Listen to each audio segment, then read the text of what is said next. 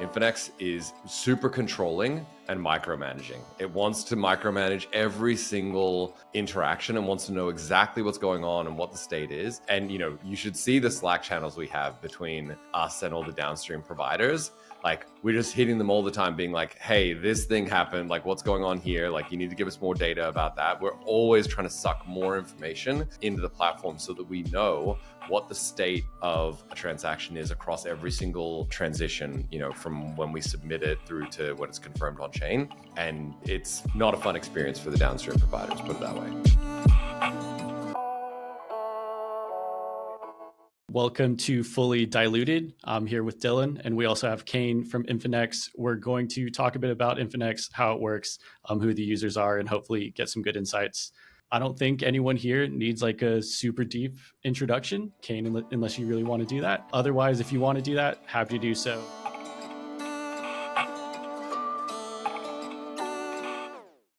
Our first question, we just kind of want to dive right in. What is kind of the overall vision for Infinex if you wanted to give us the elevator pitch? Wait, you're not going to ask me how I got into crypto? No, I think we're good on that. Okay, we'll skip that one. Okay, fair enough. All right. Awesome. So elevator pitch for Infinex is a new way of creating crypto applications. So we built Infinex to kind of rethink from the ground up how a crypto application should work. And now, having built that, we are exposing that via Infinex Connect to other application builders so that they can build crypto applications that look and feel like Infinex. Awesome. Perfect. Or you want to go, Dylan? Unlike Kinji, would actually love to hear how you got to working on Infinex. So I think a lot of people know you as the founder of Synthetics and just one of the larger innovators in the DeFi space. I'd love to hear the overall story of what led to Infinex, what insights from your other endeavors have led you here. Yeah, so I think, if you look at the DeFi founders who are still active, they're all doing kind of interesting things in different directions that I think thematically speak to like, where are the users, right? We did generation one, and we did a bunch of cool stuff, and we did on-chain governance and yield farming and token distribution and all that really cool kind of DeFi primitive stuff. And we got a wave of users out of that. And that wave of users was deeply technical, ideologically aligned, obviously financially motivated, and in a lot of cases driven by kind of speculative intentions, right?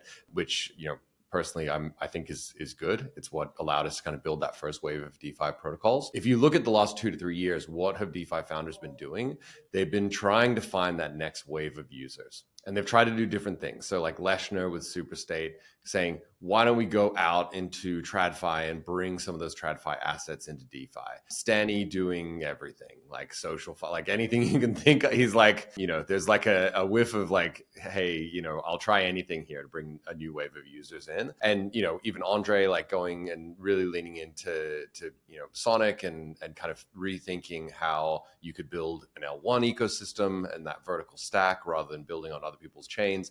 Like, all of us have been kind of looking for this way to bring a new wave of users on. My take on this, my slice of this has been to optimize for the user experience, to kind of bridge the gap between what we see in Web 2 and in particular what we see in CeFi. Mm-hmm. So give people the thing that they get from Binance, the convenience, ease of use, all of the abstraction tech that they get out of Binance, and make it available for every on-chain application.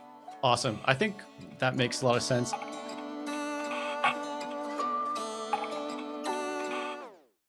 In that logic, the almost implicit assumption there is that like DeFi or crypto, sorry, I'm going a little off script here, has things that people want or an average person wants. So like the protocols themselves are ready and it's the UX that needs to get fixed as opposed to creating new applications that'll draw people on chain. I think it's both. I think it's both, right? So, financial primitives are great. And a lot of the stuff we built, borrow, lend, payment rails, stablecoin platforms, all of that stuff is super useful to everyone, but it isn't useful to someone who is not willing to go through all of the educational hoops that have been required, right? So the question is, can you remove the hoops but keep the sweet stuff that we built, right? That's been the challenge. Now, that's not the only thing here, right? Like, as I said, Leshner's like, actually, this kind of weird crypto-y bubble is not enough to entice people to come on chain. If we could bring some other stuff on chain that's more,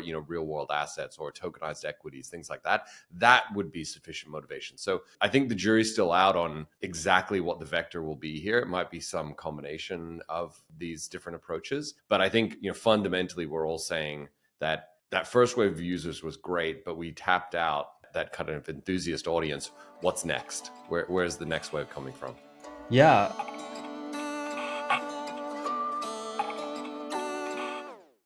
What kind of progress have you seen so far? I think a lot of commentary in the last market was that there are fewer new participants onboarded into crypto as people would have thought in such a bull market. Why do you think that is? And how is Infinex positioning itself to overcome that hurdle?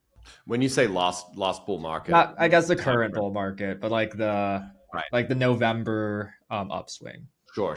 Yeah. If you think about what the primary activity was that was going on there, it was like deep trenchist, PvP warfare, right?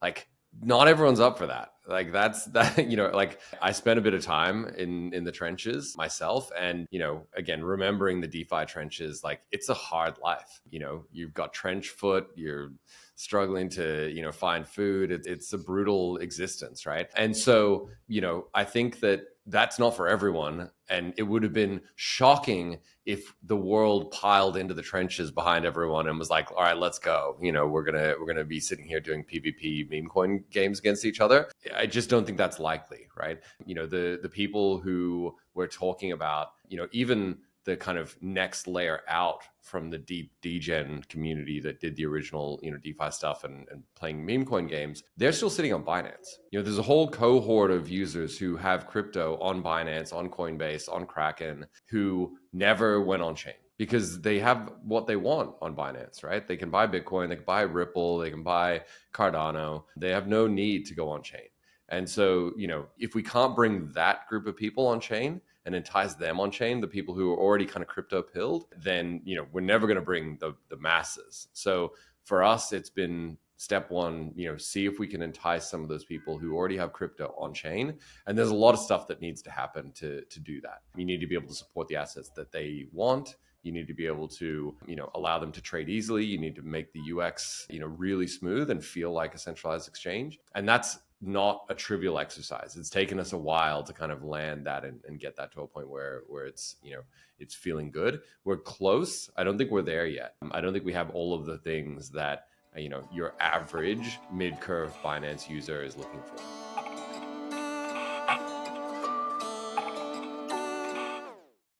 So on kind of building out that experience, I am curious a little how the back end works a bit more. So when I go to Infinex, trying to think of a good action, but maybe a swap, are you executing it yourself? Are you plugging in or like individually adding different protocols, different aggregators?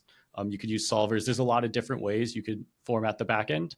I'm just curious how that's currently constructed. Yeah, so I would say Infinex is one of the more novel architectures in crypto today. And the reason why is because we built it with a different kind of guiding principle from scratch, right? Which is why it was so hard. We went down some dead ends and definitely made a lot of mistakes in building it over the first couple of versions. Where we've landed today is we have a full stack application. So we have, like workers and microservices and, databases and all of the things, internal APIs that, allow the application to act like an application and not a dApp. So that's the first thing I think that is different between Infinex and a dApp. And how you see this play out is if you think about how even dApp signing works, right? And this is quite interesting because we've been now in this weird Infinex bubble for like 2 years, and we've already forgotten some of the stuff about building dApps, right? And so when we first started building Infinex Connect, which is exposing this application architecture to other application builders, one of the first things that we ran into, we're doing this exercise thinking about Aave, right? And we're like, okay, so you've got Infinex over here, and then you've got Aave, and you've got this signing mechanism that you need to, expose to allow, someone to sign in to Aave with their Infinex account. The account model inside Infinex is multi-chain by default, but Aave is not. Aave is single chain. The dApps can only have one chain in context at a time for all kinds of weird and wonderful reasons. We can go deep on that and how that happened and the path dependency behind that. But when you go to a dApp, the dApp has a little drop down that says, what chain do you want to be on, right? The browser wallet or whatever signing mechanism you're using, whether it's Wallet Connect or MetaMask or Ravi or Phantom, has a drop down that says, okay, pick your chain, make sure that they match. They don't even synchronize with each other. You personally have to go and match them up, right? It might tell you that they're out of sync, but it won't actually fix it for you. And so we started thinking, how do we bring this account model that we have for Infinex to a dApp? And we're like, they're actually incompatible. Like, our mental model for how like signing works like broke down when it hit Aave, right? And so we were like, okay, this is interesting. What does that mean for us? How do we deal with this? And one of the first things that we realized is that we can actually bring that multi-chain account model into Aave, and the simplest way is to give the user like a modal, effectively, that will allow them to swap assets that they need to get into the right place on Aave, right? So if you want to deposit into the ETH market on Arbitrum and you only have ETH on Optimism, you need to be able to, move across there. Now, most dApps don't have bridging built in. Very few have, I would say, right? Typically you go, oh, okay, let me go open a new tab, connect to a new thing, connect to a bridge, do my swap, then come back to the original dApp. So we give you a modal that is basically like a place where you can do flight control to move back and forth. But it became very obvious very quickly that is just the dumbest, most insane thing ever. And what we really need to do is build a multi-chain version of Aave that doesn't have a drop down of which market do you want, that just is Aave with all of the different markets in a single context window. And you just choose the market that you want. And maybe you don't even choose the market you want. You choose the asset you want, and it will give you the options with the highest APY or whatever it is. And it will just in time swap and bridge into that market and deposit for you. And that is the experience that we should have today. And when you look at Aave and you go, wow, Aave's been around for a long time, great tech, great engineering team, but they cannot break out of this weird signing model that we've kind of stumbled into due to the way that browser wallets work and the way that networks work and the way that RPCs work and no one can change this. Like, we're in this kind of weird stalemate where if Aave can't change it, then no one can change it. Right? They've got a lot of market power, but they can't do anything about it. So the way that Infinex was able to deal with that was just sidestepping all of that and saying, that's okay. We'll build our own application, our own dApp, and our own wallet, and our own, signing infrastructure, and all of this stuff. So we don't have to deal with this, weird equilibrium that we're in over here. That's interesting. So I guess it almost feels like my framing of Infinex is probably wrong, and probably a lot of people have a similar framing, where I was kind of thinking of it as more of a pure like front end abstraction layer than also with the wallet. But it almost sounds like, if I'm interpreting correctly, you're building products on top of that then maybe go deeper into DeFi. Does that make sense? Or am I completely off the mark? No, I think you are. It is hard, like, for what it's worth, right? It's hard to build a mental model of Infinex, and it does evolve quickly because, the platform is evolving. I think that the way that we think about it internally now is there are a bunch of on-chain applications, right? As in contracts and contract suites, et cetera. There are a bunch of on-chain, off-chain hybrid applications, solvers, intent-based protocols, et cetera, that are kind of a combination of both, that have APIs, et cetera. And Infinex is like a universal UX wrapper for all of those. Right. And so, to go back to your question of like, how does the swap work? Right.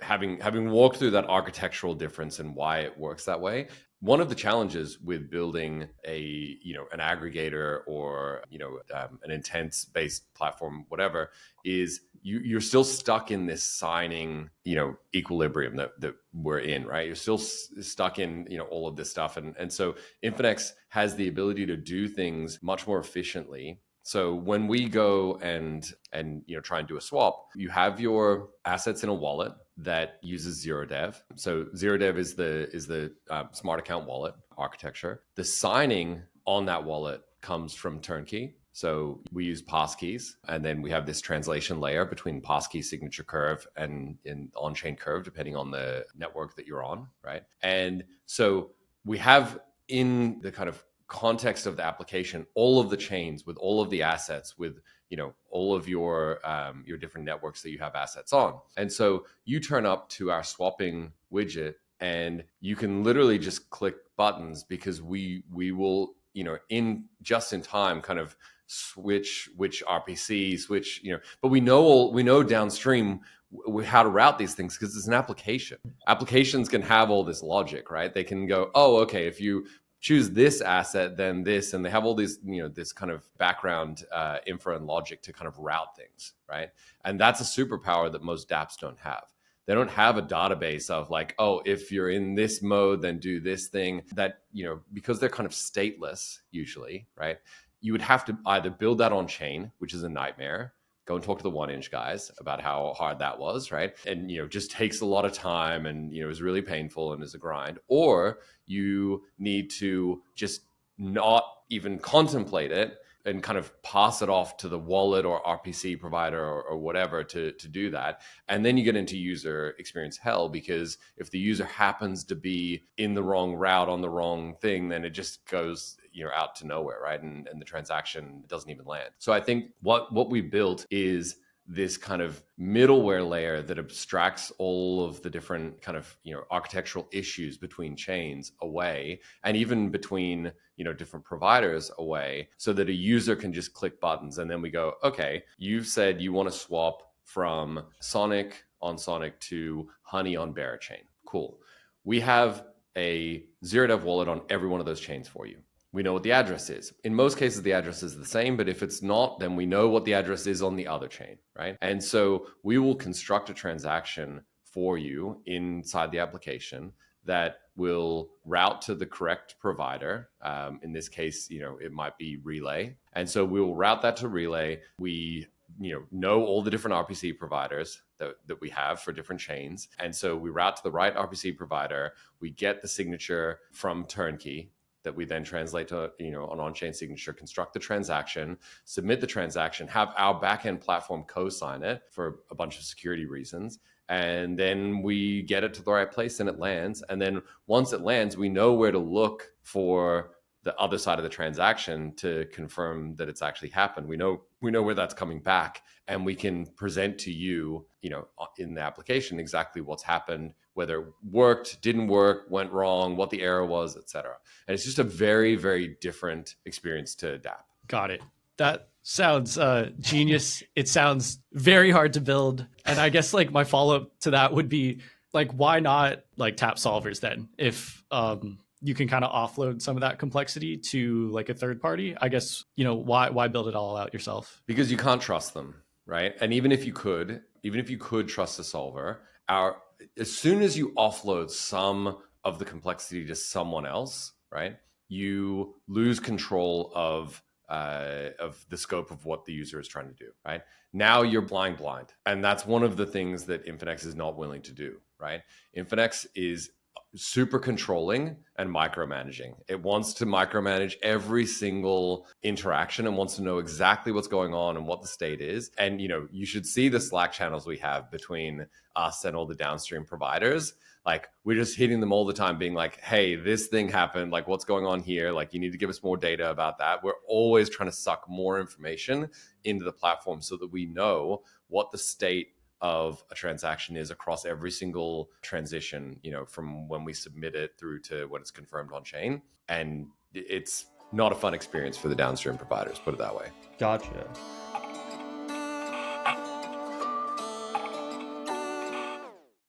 So seems like you're building a lot. You have to support a lot on just integrating of apps. Crypto is obviously a very fast moving space. How do you think about scaling Infinex so that you can keep up with all these new applications and chains launching in the long run?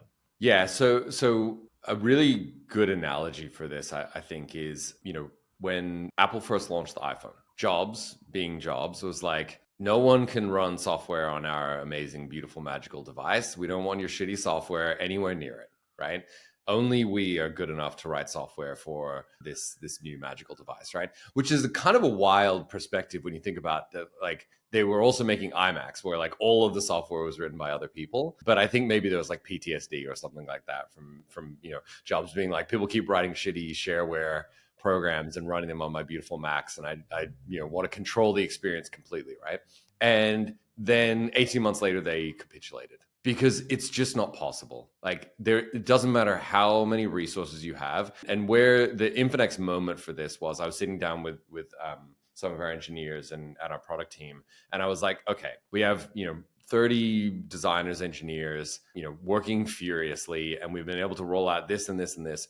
Like, what if we had an order of magnitude more people? Like, what if we had 300? How much could we do, right? And they were like, well, we could probably do this and this and this and this, but it's still like a small subset of all of the things, right? To your point, there's so much stuff going on. And then I was like, okay, what if we had another order of magnitude, right? And then it's like 3,000 engineers. Then everything breaks down and you can't actually get anything done. And so like you hit some diminishing return very quickly, like an order of magnitude, maybe 1.5 orders of magnitude before you hit some diminishing return where you can't even do it anyway because you got too many people and now you're just trying to wrangle engineers, right?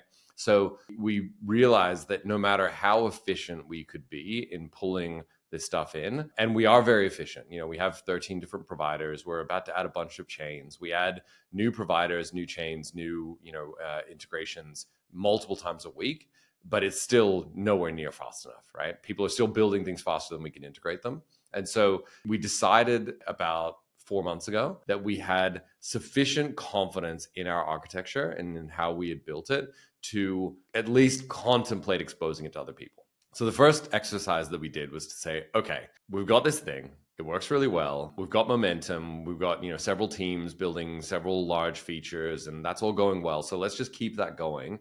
But let's run the experiment of, can we connect Infinex to Aave? And we had these two crack devs who were like, I think we can do this. And in the space of like a week, they managed to kind of hack together this proof of concept.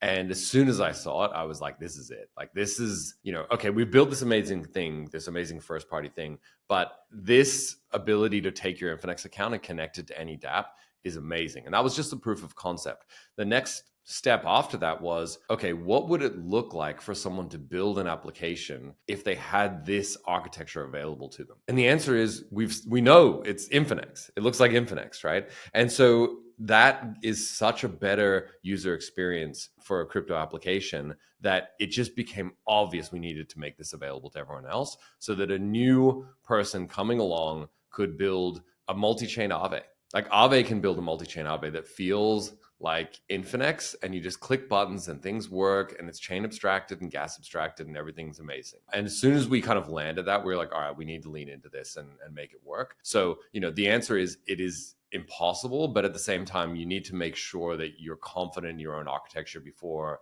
you start handing it out to other people, because that just isn't going to go well for you. Got it. So currently walled garden, but the long-term vision is open it up for developers to plug into. Exactly. Nice.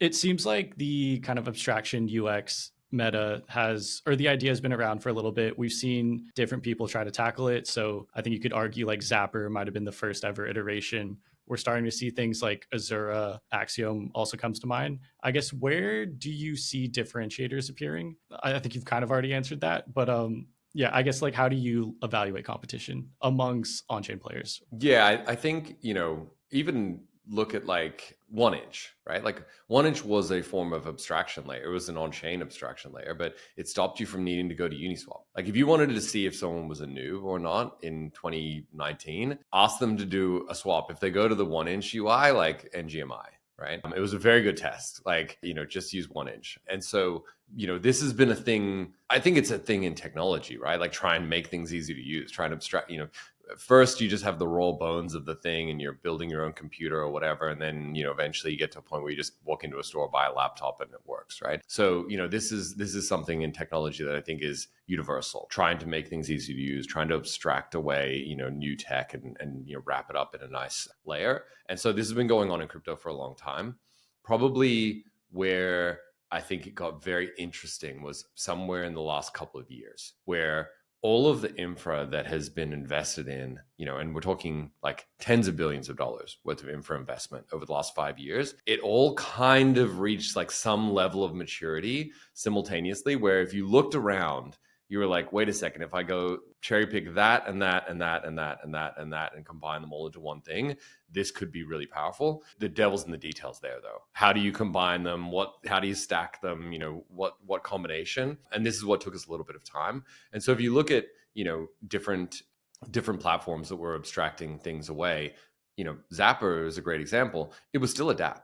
It was not a stateful application, right? And it couldn't be. But I think there's one thing we haven't touched on that also speaks to why Zapper couldn't be and Infinex can be. There was this ideological view for a very long time, and I think it's still there. It's maybe under the surface a little bit, though, that dApps should be maximally censorship resistant. And that is, in the nicest possible way, just giga retarded. It is not, it's what has probably held us back, to be totally honest, right?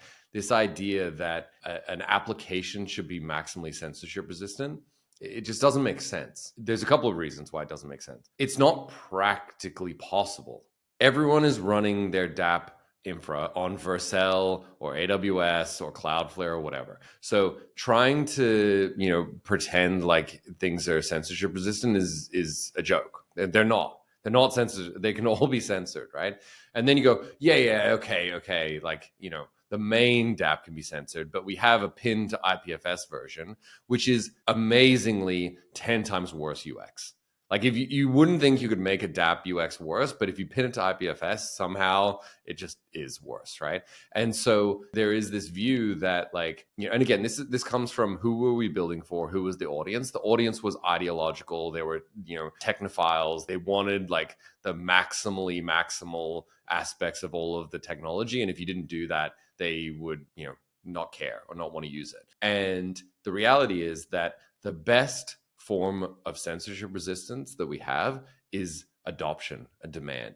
If you have a billion people that want to use your thing, it's going to be really fucking hard to censor it. And so, my view is let's make this as accessible as possible, right? Binance is hard to censor because it's worth $100 billion and, good luck, right? You can throw CZ in jail and you still can't really shut down Binance, right? They're just too big and too powerful. And so my view is if we want to be able to approach that level of censorship resistance that Binance has, the best way is to drive demand. And driving demand requires good UX. And so if you're maximally censorship resistant, you just inherently cannot compete with a centralized front end. Now, that doesn't mean that we're custodial. And this is the thing that I think people kind of unfortunately mesh together, right? Like they meld these two concepts together. We are non-custodial, but we are censorable. Today, you could censor Infinex. But if you do censor Infinex, that's okay because we have multiple escape hatches to allow users to get out, right? So it's not like if you nuke the platform, people lose their money.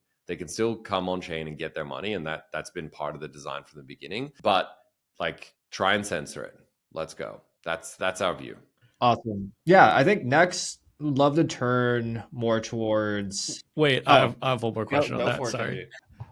So yeah, that kind of leads me into a question that we've been struggling with internally at Messari, at least on the research team, is are centralized players just going to come in, be the front end or the back end, but they kind of have distribution, they have users. Are they just going to build their own products or start tapping in?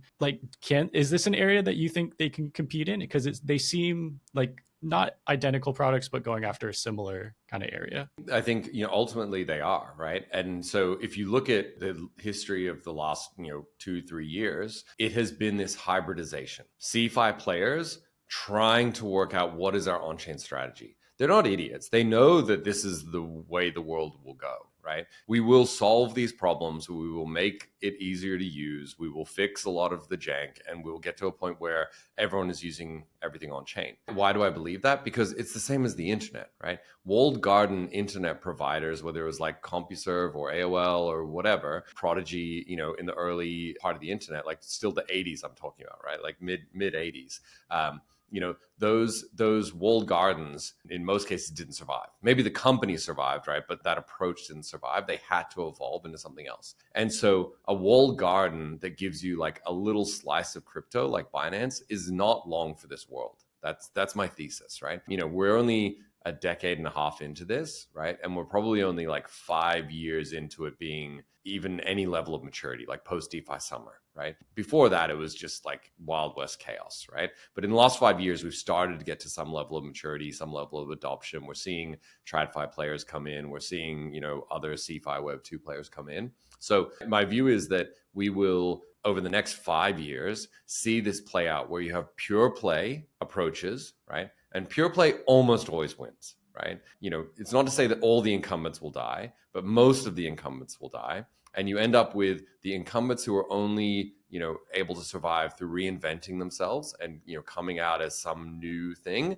And so I think that hybridization is going to happen where, we see OKX with their Web3 wallet, right? But fundamentally, my thesis is the reason why hybridization will happen and pure play will win, right? And, incumbents will have to reinvent themselves is the technology that we have built is far better when it is open.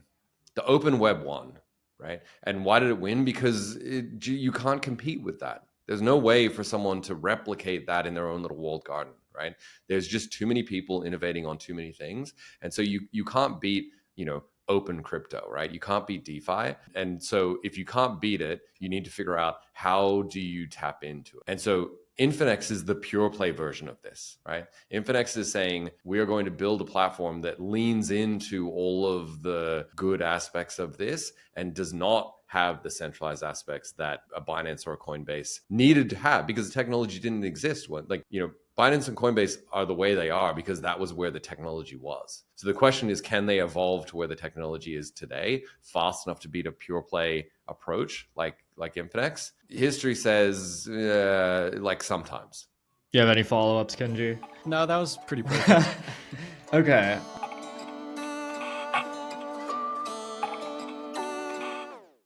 I wanted to turn the next part of our conversation more towards what Infinex has announced this year. So I think you recently launched Infinex Connect, a token 2049 in Dubai just a few weeks ago. I think you also launched Swidge and announced other large initiatives. Love to hear a bit about each of those, maybe starting with Infinex Connect. Yeah, so Infinex Connect, I mentioned earlier, is effectively us saying we have built this architecture. It works really well. It allows you to build very interesting and novel UX that is, on-chain and is non-custodial. Let's make that available to everyone else because wallet infrastructure and how we build dApps hasn't changed really since MetaMask launched, which is 2016. It's a long time ago. We've had almost a decade of not really being able to kind of innovate. And the reason for that is that MetaMask was so successful that they created this kind of gravity well that no one was able to break out of. Even when you look at something like Rabby pretends to be MetaMask. They use the same APIs, right? Same thing, Phantom, etc. Like a lot of these wallets were forced into using the same interfaces that MetaMask used, which means just in principle, you can't innovate. And of course, because you have to be backwards compatible. And so you can't build a new wallet and be like, hey, we've got this new wallet and it does everything completely differently because you'll never get adoption. And so interoperability is kind of this weird double-edged sword in crypto, right? Where if everything has to be interoperable, then you can't really innovate your way out of that. You have to conform to the existing standards. And, the only way to then get out of those standards is to go down the EIP path and build something that is going to take 2 years to kind of, get through this standards path. And even then, it's only in EVM ecosystem, not in the SVM ecosystem. And so the SVM ecosystem will continue to look like the old EVM. It's insane, right? There's no way for you to kind of innovate your way through that quickly unless you sidestep all of it and say, thanks, but we're going to go over here and build a full stack thing that has its own signing infrastructure and does all of this, which is what we did. But that requires a lot of resources, a lot of insanity, and a lot of time and effort. And not everyone's willing to do that. Some people just want to build a good dApp. If you want to build a good dApp, you got to do the MetaMask thing.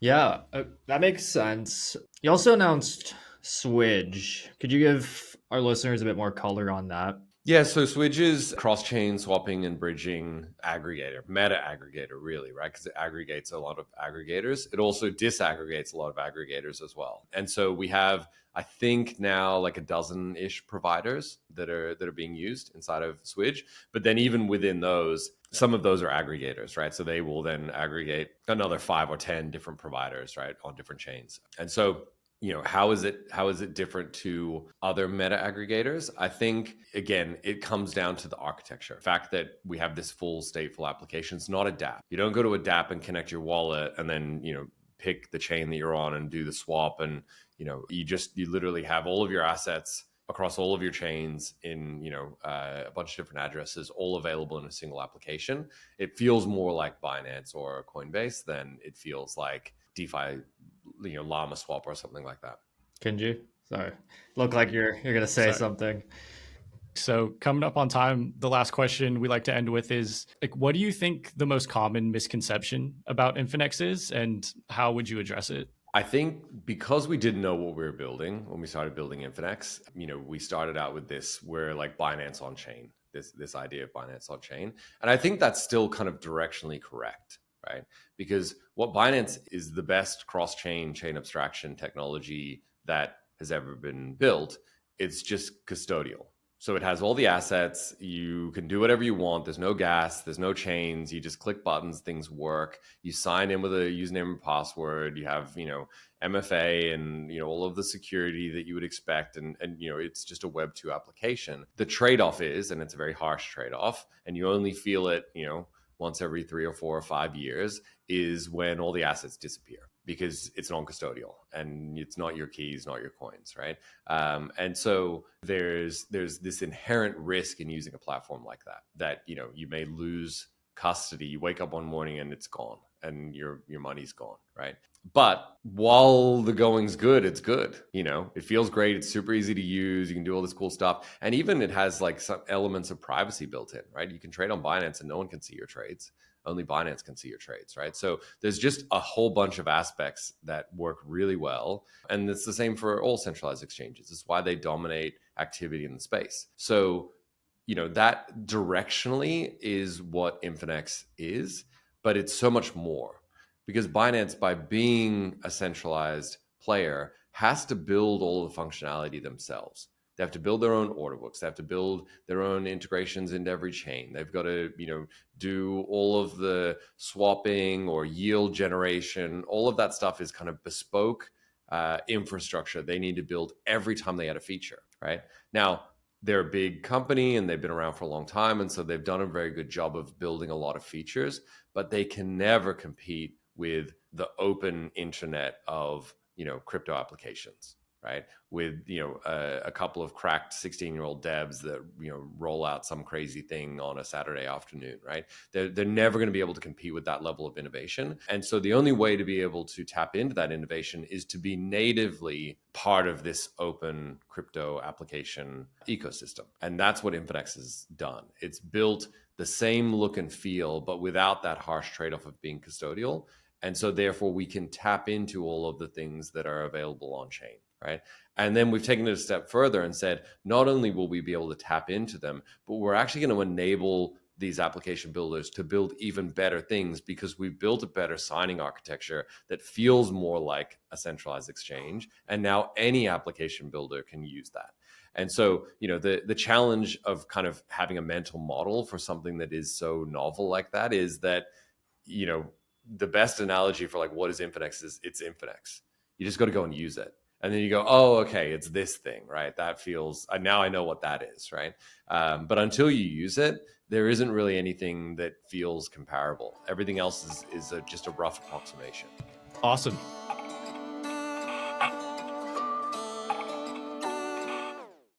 Yeah, I know. I think a question about Kaito was included. Would you like us to ask that? Yeah. If you guys want it, we can talk about that, because tomorrow, I don't know when this is coming out.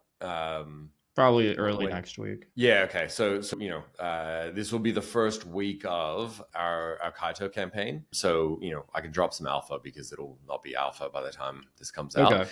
Let me ask you the question directly. Ask the question, then we can jump into it. Yeah. Yeah. Awesome. So You're also planning on launching an initiative with Kaito. Could you give us some more details on that?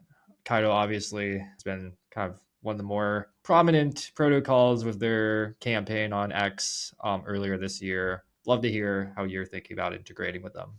Yeah, so one of my jobs, right, as a crypto founder is like finding the best stuff that's available and figuring out how to use it. And I think Kaito is one of those interesting new metas that has emerged where it's the ability to kind of measure attention. They've built this platform that allows you to measure attention across X, right? Now, there's a whole bunch of things that kind of fall out of that. Like, is it good attention? Is it bad attention? Is it slop? Is it, botting? And I think that part of it's evolving. But a lot of people look at Kaito and say they pull out the bad parts or the things that they don't like, and they go, oh, this is not great. It's encouraging bad behavior. But it's like everything gets gamed. So you have to be able to find the value in something like that and say, well, hang on a second. If we take out the bad thing that you don't like, what's left is actually something that is really cool, that is going to enable us to do very interesting, novel mechanism design in a dimension that previously has been hard to optimize, which is attention, right? The best protocols are not just the best tech on chain. They also do the best job of driving attention, because you need attention in order for you to live. Like, everything needs attention, right? The attention is all you need paper, right, is ironic because it's both true for LLMs and it's true for the world, right? If you don't have attention, you cannot thrive. And so Kaito is a way of measuring attention, and if you figure out how to tap into that and utilize it, I think it's going to be pretty incredible if you can kind of weaponize that. And so we've been working really closely with them. We've been doing a lot of experiments internally to figure out how can we leverage this new meta to basically drive attention and maximize attention, but not just slop bot attention, actual high quality valuable attention. So we've built this new scheme that leverages Kaito as one of the inputs into it, that is, think of it as the equivalent of a TVL scheme, but for attention, right? Like a TVL incentive campaign where you're trying to bootstrap TVL in a new network to create liquidity and all of that stuff that we all know and love, and has been done for many years from a yield farming perspective. But now you're actually doing yield farming, but on attention. Very cool.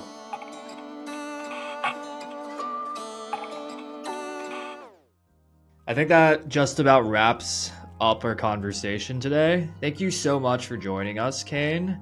Where should our listeners go to if they want to learn more about Infinex or any of the new initiatives you discussed today? Yeah, so probably X at Infinex, or my own one, which you guys can throw in the show notes. Very cool. Okay, thank you so much for coming on. Awesome. Thanks, guys. It's been fun.